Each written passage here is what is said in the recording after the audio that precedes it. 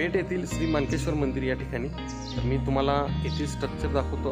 खूपच सुंदर असं स्ट्रक्चर पेठ या ठिकाणी श्री मानकेश्वर मंदिराचं उभं केले, खूपच सुंदर आहे। तर तुम्ही हे बघू शकताय, दक्षिण भारत टाइप गोपूर हे आपल्या पेठ येथील श्री मानकेश्वर मंदिर या ठिकाणी आपल्याला बघायला भेटते। खूपच सुंदर असं स्ट्रक्चर या ठिकाणी उभं आहे। आणि मेन म्हणजे मानकेश्वर मंदिर मी पण तुम्हाला दाखवतो। हे मानकेश्वर मंदिर आहे आणि याचे 3 द्वार आहेत, दक्षिण द्वार, पूर्व द्वार आणि उत्तर द्वार। तर हे पूर्व द्वार म्हणजे मुख्य द्वार आहे। तुम्ही बघू शकता इथं स्ट्रक्चर खूपच सुंदर असं आहे। तर मी तुम्हाला सगळ्या बाजूनी कव्हर करून दाखवतो। तर चला बघूया। आणि आपण येथील पुजारी आहेत त्यांच्याकडून डिटेलिंग पण घेणार आहे, सगळी माहिती घेणार आहे। गुणगान तुझे ओठांवर राहू दे,